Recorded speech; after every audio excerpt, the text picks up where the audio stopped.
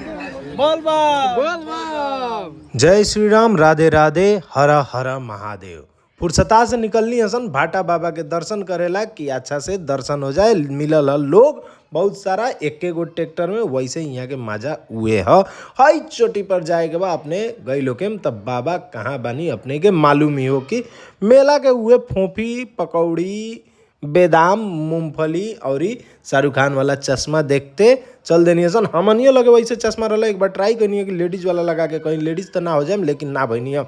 मेला में अठजाम भी होत रहा, केहू अठजाम में मस्त बा, केहू मेले में मोटरसाइकिल घुसा देता। अरे भाई मोटरसाइकिल कहीं मेला में लिया हो जाला, इतना तो सेंस रख के जाई। वैसे गर्मी जितने ज़्यादा नदी में पानी उतने कम रहा, लेकिन सभी केहू जल यही जन से ही लेवे के पड़ी। हमनी भी जल ले लेनी सन और रोड़ा पत्थल में बाबा के नाम लेते, बोलबम सुनते और मन में बोलबम का करल जाओ। ई पाली मियाज खराब रहा, लोग से पिछुआते ही चले के पड़ल, लेकिन पुग गई नहीं खुशी के साथ बाबा लगे। दर्शन तो हम कर लेनी अपने भी करी और बोली बाबा के देख के हर हर महादेव। दर्शन करके निकल गई नहीं सन।